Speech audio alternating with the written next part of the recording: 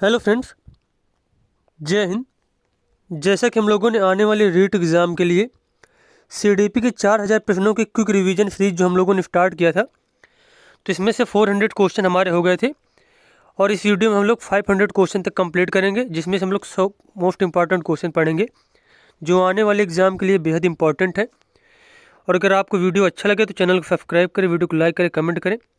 और पिछले वीडियो भी आप देख सकते हैं, रीट सीडीपी के नाम से प्लेलिस्ट बनाई गई है, जो लोग इंटरेस्टेड है। चलिए देखते हैं, यहाँ पे क्वेश्चन दिया गया है। समाजीकरण के माध्यम से व्यक्ति समाज का कैसा सदस्य बनता है? मान्य, कुशल और सहयोगी सदस्य। एक बालक की समाजीकरण की प्रक्रिया किस परिस्थिति में उचित होगी? पोषण में। एक परिवार में बालकों के साथ सहानुभूति एवं प्रेम व्यवहार किया जाता है, परंतु बालक के कार्यों को सामाजिक स्वीकृति नहीं मिल पाती है। ऐसी स्थिति में होगा मंद समाजीकरण। विद्यालय में समाजीकरण की प्रक्रिया के लिए बालकों को कार्य दिया जाना चाहिए, सामूहिक कार्य दिया जाना चाहिए। समाजीकरण में प्रमुख रूप से सहयोगी तथ्य हैं। सहकारिता। निम्नलिखित में से किस देश के बालक में समाजीकरण की प्रक्रिया पाई जाती है? भारतीय बालकों में। बालकों की सामाजिक कार्य में भाग लेने की अनुमति मिलने पर समाजीकरण की प्रक्रिया कैसी होती? तीव्र हो जाती है। जिस समाज में सामाजिक विज्ञान शिक्षण को प्रथम विषय के रूप में मान्यता प्रदान की जाती है, उस समाज में बालक की समाजीकरण की प्रक्रिया कैसी होती है? तीव्र और सर्वोत्तम।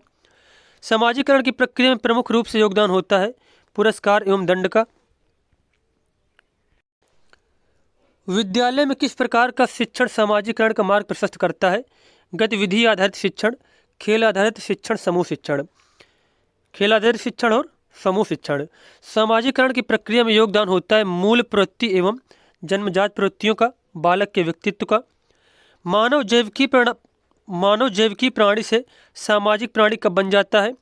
सामाजिक अंतःक्रिया द्वारा, सामाजिकरण द्वारा और सामाजिक संपर्क द्वारा। सामान्य रूप से बालकों द्वारा अमर्यादित आचरणों को नहीं सीखा जाता है। सामाजिक अस्वीकृति में। परिवार को झूले की संज्ञा किसने दी थी? गोल्डस्टीन ने। बालक की परिवार में समाजीकरण की प्रक्रिया संभव होती है अनुकरण द्वारा। विद्यालय में बालक के समाजीकरण की प्रक्रिया होती है आपसा अंतःक्रिया द्वारा, विभिन्न संस्कृतियों के मेल द्वारा, विभिन्न सभ्यताओं के मेल द्वारा। गोल्डस्टीन के अनुसार समाजीकरण की प्रक्रिया संभव होती है सामाजिक विश्वास एवं सामाजिक उत्तरदायित्व द्वारा। किस समाज में रहने वाले बालक का समाजीकरण तीव्र गति से संभव होता है? शिक्षित समाज में रहने वाले।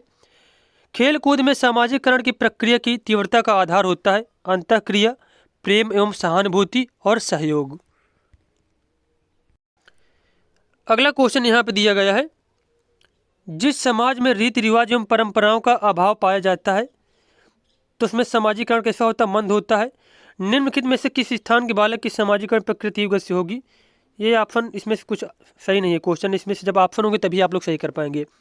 विकास की प्रक्रिया संबंधित है अधिगम से एवं कौशल अधिगम से। विकास की मंद गति की स्थिति में अधिगम कैसा होता है? मंद हो जाता है। अधिगम के लिए आवश्यक है बालक की मानसिक स्वस्थता एवं शारीरिक स्वस्थता। कौशलात्मक अधिगम के लिए प्रमुख आवश्यकता होती है शारीरिक विकास की। अस्त विकलांग बालकों के समक्ष अधिगम प्रक्रिया में बाधा उत्पन्न होती है शारीरिक विकास के कारण। व्यक्तित्व को प्रभावशाली बनाने तथा व्यक्तित्व गुणों को सीखने में आवश्यक होता है शारीरिक, मानसिक एवं सामाजिक विकास। स्वस्थ शरीर में निहित है स्वस्थ मन। गतिविधि आधारित अधिगम के लिए आवश्यक है शारीरिक एवं मानसिक विकास। विकलांग बालकों के समक्ष विद्यालय में समायोजन की समस्या का प्रमुख कारण होता है शारीरिक विकास। शारीरिक विकास को इसलिए महत्वपूर्ण माना जाता है क्योंकि यह मानसिक विकास में योगदान देता है, यह अधिगम में योगदान देता है, यह कौशलों के सीखने में योगदान देता है। मानसिक रूप से मंद बालक का अधिगम स्तर कम होता है क्योंकि ये बालक विषय वस्तु पर ध्यान नहीं दे पाते हैं, इनका मानसिक विकास पूर्ण नहीं हो पाता है। अवधान का संबंध होता है मानसिक विकास से। नेक्स्ट क्वेश्चन यहाँ पे है, स्मृति विहीन बालक का अधिगम स्तर निम्न होता है क्योंकि उसका मानसिक विकास नहीं हो पाता है। एक बालक अपनी शैक्षिक समस्याओं का समाधान करने में असमर्थ है तो माना जाएगा मानसिक विकास का अभाव। प्रभावी एवं उच्च अधिगम के लिए आवश्यक है मानसिक विकास। अधिगम से संबंधित मानसिक शक्तियां हैं स्मृति, अवधान और चिंतन। कक्षा में अधिगम प्रक्रिया हेतु बालकों का समूह विभाजन किस आधार पर किया जाता है? मानसिक विकास के आधार पर। अधिगम प्रक्रिया में चिंतन की प्रभावशीलता प्रदर्शित करती है उच्च मानसिक विकास को। अधिगम प्रक्रिया में प्रमुख भूमिका होती है मानसिक शक्तियों की। किसी कार्य को सीखने में सफलता के लिए आवश्यक है उचित शारीरिक विकास, उचित मानसिक विकास। उच्च मानसिक विकास के लिए आवश्यक है उत्तम स्वास्थ्य का होना। मानसिक विकास की मंदता प्रभावित करती है अधिगम को। प्रतिभाशाली बालकों का अधिगम स्तर उच्च पाया जाता है क्योंकि उनका मानसिक विकास उच्च होता है। अरस्तु के अनुसार शिक्षा का प्रमुख उद्देश्य माना जाता है मानसिक शक्तियों का विकास करना। शिक्षक के मानसिक स्वास्थ्य का प्रभाव पड़ता है शिक्षण और अधिगम दोनों पर। वैज्ञानिक विधियों का प्रयोग प्रमुख रूप से अधिगम में उन छात्रों के लिए किया जा सकता है जो छात्र होता है प्रतिभाशाली, उच्च मानसिक विकास वाले। संवेगों का संबंध होता है मूल प्रवृत्ति से। अधिगम की प्रक्रिया के प्रभावी रूप से विकसित होने के लिए आवश्यक है संवेगात्मक स्थिरता। भौतिक विकास एवं अधिगम के मूल में समावेश है संवेगात्मक विकास। अगला क्वेश्चन यहाँ पे है, सृजन की क्रिया किस संवेग से बाधित होती है? घृणा से। व्यवहार के सीखने में योगदान होता है संवेगों का। शैशवावस्था में प्रमुख रूप से विकसित होता है प्रेम, भय और क्रोध। व्यवहार में मर्यादा का समावेश पाया जाता है संवेगात्मक स्थिरता के कारण एवं संवेगात्मक अस्थिरता के कारण। बालक शीघ्रता से निर्णय लेने की क्षमता सीखता है किशोरावस्था में।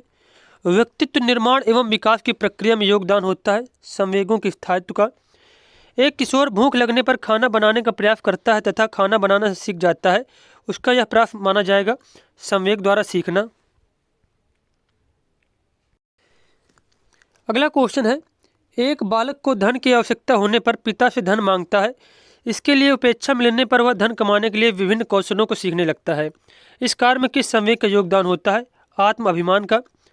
एक बालक मर्यादित व्यवहार को सीखता है। इसके मूल में उद्देश्य निहित होता है चारित्रिक, नैतिक, सामाजिक विकास का।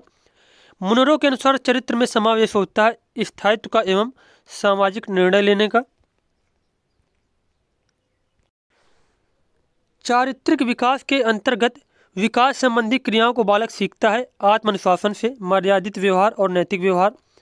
चरित्र को माना जाता है सामाजिक धरोहर। चारित्रिक विकास संबंधी क्रियाओं को बालक सीखता है पूर्वजों से, परिवार से, शिक्षक एवं विद्यालय से। एक बालक सत्य इसलिए बोलना सीखता है क्योंकि यह चरित्र का सर्वोत्तम गुण है। उसकी यह सीखने की प्रक्रिया कैसी है? सकारात्मक है। एक बालक चोरी करना छोड़कर सत्य का आचरण सीखता है तो उसको सीखने की प्रक्रिया के मूल में समाहित होता है चारित्रिक विकास की भावना। अच्छे चरित्र की ओर संकेत करता है नैतिकता, मानवता और कर्तव्य निष्ठा। हम की भावना से संबंधित क्रियाओं को बालक किस अवस्था में सीखता है? बाल्यावस्था में।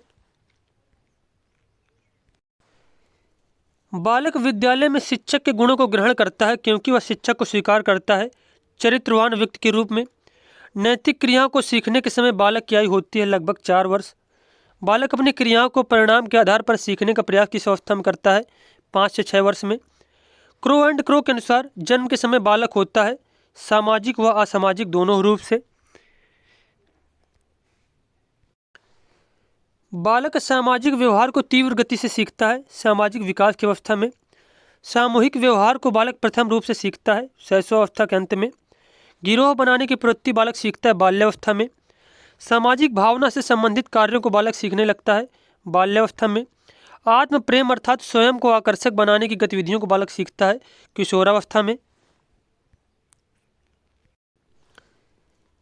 किशोरावस्था में बालकों द्वारा समायोजन की प्रक्रिया को सीखने में अस्थिरता का समावेश होने का कारण है संवेगों की तीव्रता। सामाजिक कार्यों में उत्साह एवं तीव्रता का प्रदर्शन एवं उन्हें सीखने की प्रक्रिया किस अवस्था में तीव्र गति से संभव होती है? किशोरावस्था में। सामाजिक विकास एवं कार्यों को सीखने में प्रभाव होता है वंशानुक्रम का। नेक्स्ट क्वेश्चन है, बालक को सामाजिक गुणों को सीखने में सहायता करता है खेल व पाठ्यक्रम सहगामी क्रियाएं। सामाजिक कार्यों को सीखने के लिए आवश्यक है उत्तम स्वास्थ्य, मानसिक स्वास्थ्य और संवेगात्मक स्थिरता। क्रो एंड क्रो के अनुसार कौन से विकास साथ साथ चलते हैं? सामाजिक विकास एवं संवेगात्मक विकास। हरलॉक के अनुसार बालक सर्वाधिक सामाजिक कार्यों को सीखता है समूह में। सामाजिक विकास को प्रभावित करता है संवेगात्मक व मानसिक विकास तथा वंशानुक्रम। तथ्यात्मक ज्ञान को सीखने में सर्वप्रथम आवश्यकता होती है भाषाई विकास की। भाषाई क्रियाओं को बालक सर्वप्रथम सीखता है परिवार से। भाषाई ज्ञान को परिष्कृत करने का साधन है विद्यालय। शैशवावस्था में भाषाई तथ्यों के सीखने में सबसे अधिक प्रभाव पड़ता है परिवार की संस्कृति एवं सभ्यता का। सामान्य भाषाई अधिगम की स्थिति में बालक लगभग 200 से 225 तक शब्द की आयु वर्ग में सीखता है 2 वर्ष में। भाषाई तथ्यों को कौन अधिक तीव्र गति से सीखता है? बालक व बालिका। निम्नलिखित में से कौन सी संस्था भाषाई तथ्यों को सीखने में बालक की सहायता करती है? समुदाय एवं घर, विद्यालय एवं परिवार, सामाजिक एवं आर्थिक स्थिति। स्मिथ के अनुसार जन्म के बाद के प्रथम 2 वर्षों में लंबी अवधि तक रोगग्रस्त होने के कारण भाषाई विकास की क्रिया कैसी हो जाती है? मंद एवं सामान्य हो जाएगी। भाषाई अधिगम को प्रभावित करने वाला कारक है स्वास्थ्य एवं बुद्धि। भाषाई अधिगम सर्वाधिक प्रभावित होता है हकलाने से एवं तुतलाने से। भाषाई अधिगम प्रभावित होता है सामाजिक स्थिति से। जैसे कि ये क्वेश्चन है, भाषाई अधिगम सर्वाधिक प्रभावित होता है हकलाने से एवं तुतलाने से, तो ये निगेटिव रूप से प्रभावित हो गए यहाँ पे। उसके बाद क्वेश्चन है, भाषाई अधिगम प्रभावित होता है सामाजिक स्थिति से। सृजनात्मक विकासों में निहित है बाल कल्पना। बालक द्वारा मिट्टी के घर एवं खिलौनों का निर्माण करना सूचक है सृजनात्मक विकास का। बालक में आयु की वृद्धि के साथ साथ कल्पना का स्वरूप होता है मंद हो जाता है। गणित में सृजनात्मकता के माध्यम से शिक्षण में बालकों को प्रदान किया जा सकता है गणितीय आकृतियों का निर्माण। एक बालक एक मूर्ति को देखकर उसे बनाने का प्रयास करने लगता है, उसके मूल में समाहित है सृजनात्मकता समाहित है। क्या समाहित है? सृजनात्मकता।